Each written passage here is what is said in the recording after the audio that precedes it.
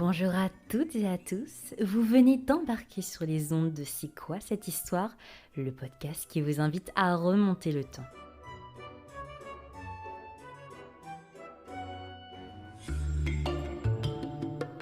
Bienvenue sur les ondes de C'est quoi cette histoire, quel bonheur de vous retrouver dans ce nouvel épisode, toujours en compagnie de notre experte préférée. Bonjour Noémie, comment vas-tu ? Bonjour, ça va très bien, merci. Alors, tenez-vous bien. Aujourd'hui, nous allons vous parler d'un sujet on ne peut plus sérieux, qui déchaîne les foules et qui fait tourner le monde, l'argent, ou la moula si vous préférez. Et vous allez voir que les Romains, ils en avaient de la grosse moula. Et je présente par avance mes excuses aux personnes qui n'auraient pas la référence. Bref, aujourd'hui, on va parler monnaie et frappe monétaire en Rome antique, et la BCE n'a qu'à bien se tenir. Noémie, commençons cet épisode par un aspect archéologique. Quels sont les vestiges de la monnaie romaine qui nous sont parvenus ? Donc les monnaies romaines sont un des meilleurs témoins de la vie économique romaine, car elles ont été énormément diffusées et se conservent généralement très bien. De nombreux trésors monétaires ont été découverts au cours du XXe siècle, donc certains sont très importants aujourd'hui, notamment le trésor de Marcianopolis, composé de plus de 80 000 pièces d'argent et découvert en 1929 à Devnya en Bulgarie. Pour vous citer un exemple français, on peut penser au trésor d'Oz, découvert en 1985, composé de 28 000 pièces d'argent, ou encore le trésor de Trèves en Allemagne, qui a été découvert en 1993 et qui comportait, lui, 2500 pièces d'or. Et donc les pièces donnent de nombreuses informations sur la vie quotidienne des Romains lorsqu'on les analyse. Comment se présentait le système monétaire romain et comment a-t-il évolué au fil des siècles ? Au début du IVe siècle avant Jésus-Christ, le premier système monétaire était assez archaïque. On utilisait en fait des blocs de bronze appelés aes roudé. Vers 280 avant Jésus-Christ, ces blocs de bronze sont remplacés par des disques de bronze, cette fois nommés aes graue, ce qui signifie as lourd en français.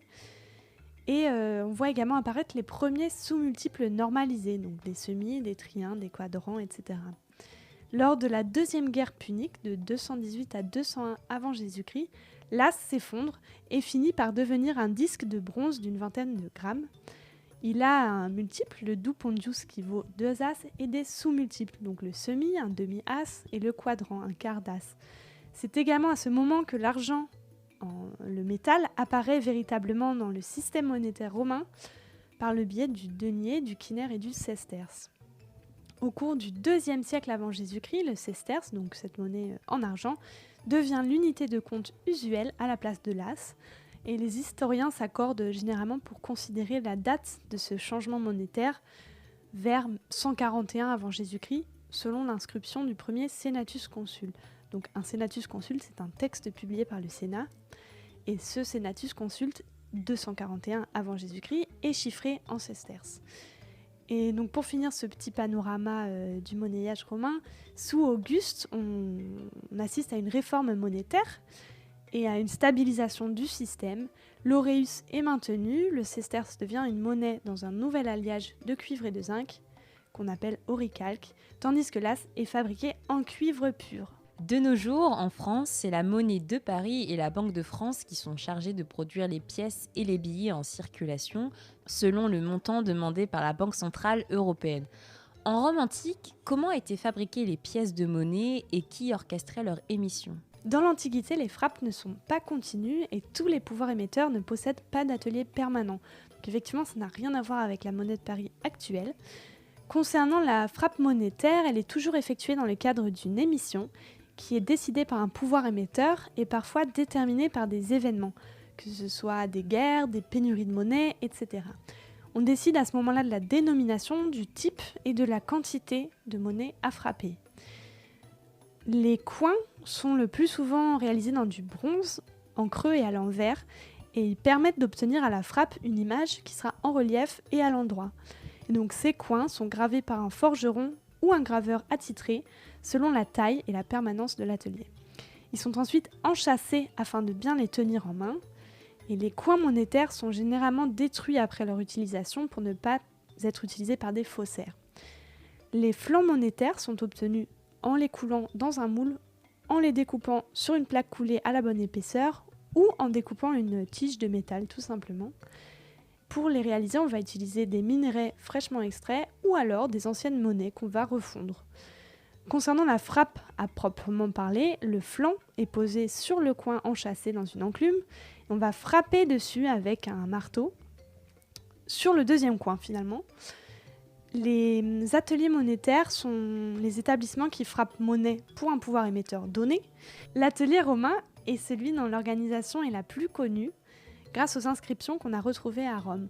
Et des nombreux métiers, et bien différents métiers d'ailleurs, en dépendent, que ce soit les surveillants, les trésoriers, les changeurs, ou encore les fondeurs, marteleurs, graveurs de coins, monnayeurs, etc. C'est donc un lieu qui est bien organisé et réglementé.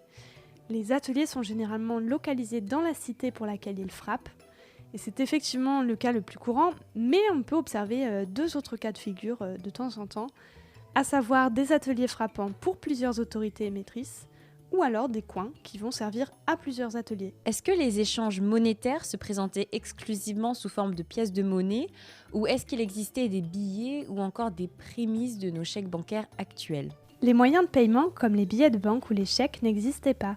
La mise en place de papier-monnaie en France, à titre indicatif, ne remonte qu'à 1716, donc bien plus récemment. C'est un sujet que développe notamment Thomas Peccari dans son article traitant des limites du modèle économique romain, que vous trouverez en bibliographie si le sujet vous intéresse davantage. La régulation des échanges monétaires suscite l'intervention de personnes dédiées à cette tâche. Quel type de métier retrouvait-on et est-ce que c'était des fonctions similaires à celles que nous connaissons actuellement, comme le métier de banquier par exemple ? La vie financière romaine s'articule autour de deux grands pôles. Le premier est celui constitué par les manieurs d'argent, donc les argentarii, les mensarii et les numularii. Leur action est en grande majorité locale. Ils disposent en fait de fonds certains, mais moins considérables que ceux des grandes fortunes aristocratiques. Et ils tirent leurs revenus de leurs activités de banquier. Ils sont soumis à des règlements et se regroupent parfois en collèges. Et donc la majeure partie des professionnels du monde de l'argent est constituée d'affranchis. Ces métiers leur permettent parfois une certaine ascension sociale. Et les esclaves même sont peu présents dans ce domaine et occupent des postes mineurs. Le second pôle qu'on peut observer est celui de l'aristocratie, comme j'ai mentionné précédemment. Certains membres de l'aristocratie effectuent des opérations financières et disposent de moyens financiers considérables, mais leurs activités sont ponctuelles, que ce soit sous la forme d'investissement ou de prêts par exemple. La fortune de l'aristocratie repose sur les terres et les rapports de celles-ci. Et donc à la différence des professionnels, ces financiers ne sont soumis à aucune réglementation. Donc les banquiers de profession sont toujours des hommes, alors que dans l'aristocratie, les femmes romaines peuvent accorder des prêts. Mais c'est un cas qui reste quand même relativement rare.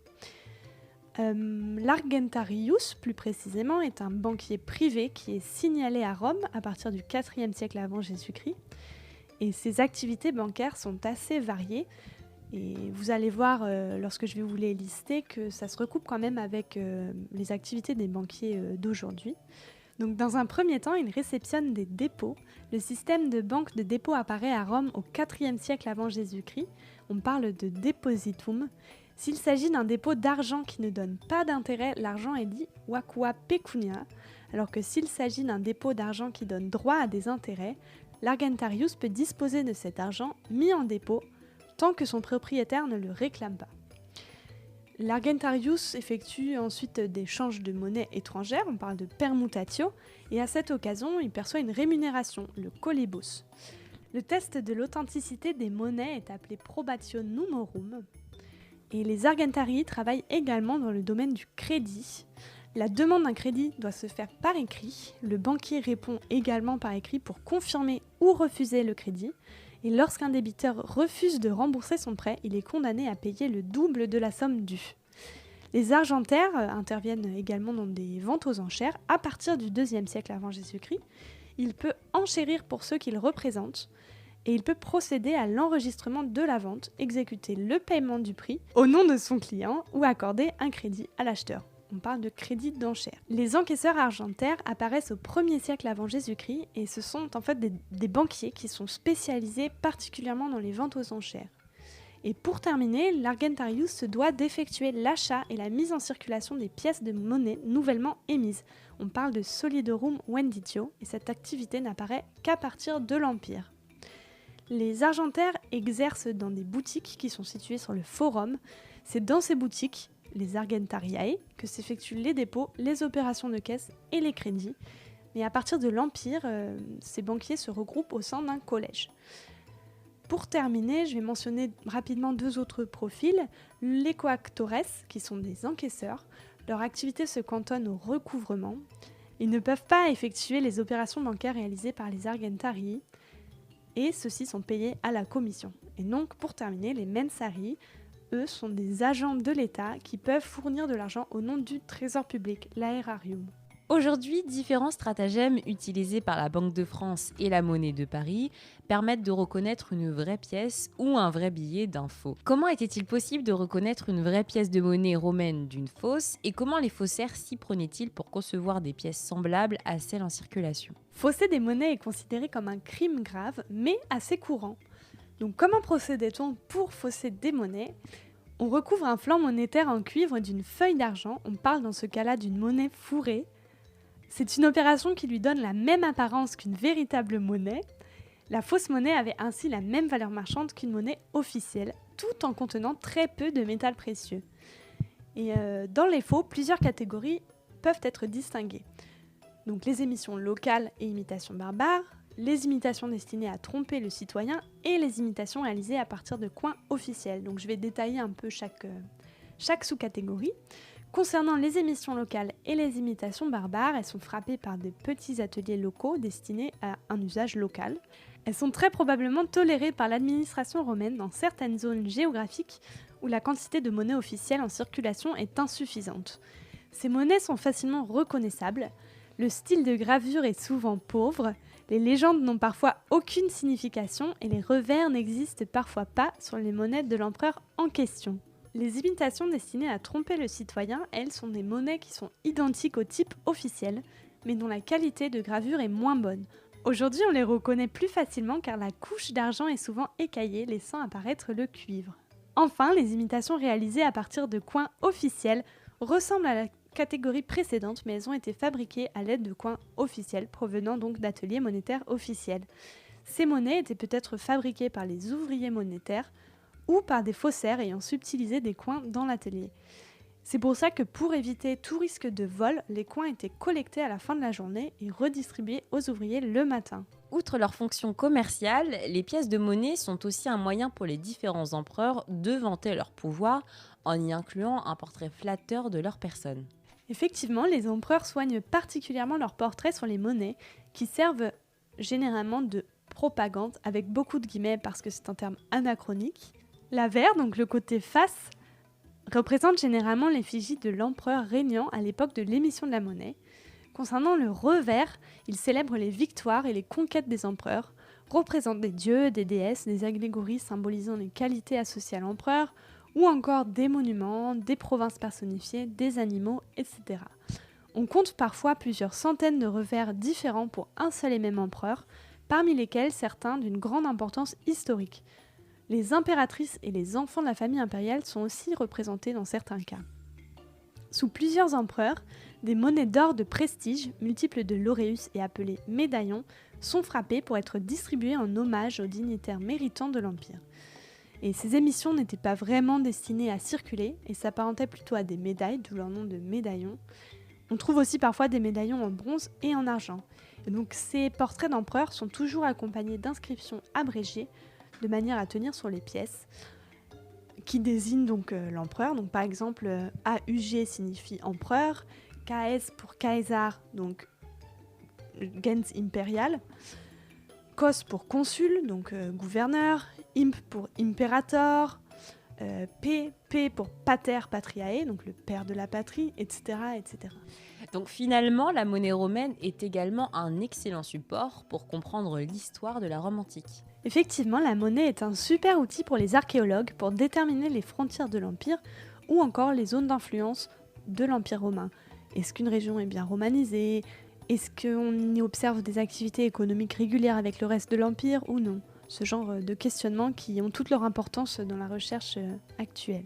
Merci à toi Noémie pour toutes ces informations. Si vous avez envie d'être en collab sur la monnaie romaine, retrouvez toutes les œuvres de référence sur le sujet, listées soigneusement en description par Noémie. J'espère que cet épisode vous aura plu. Si c'est le cas, n'hésitez pas à le partager autour de vous et à nous laisser un petit commentaire. Ça fait toujours plaisir. À bientôt Noémie. À bientôt. On se retrouve très vite pour un nouvel épisode à faire rougir Christina Cordula. Et d'ici là, portez-vous bien. À bientôt sur C'est quoi cette histoire ?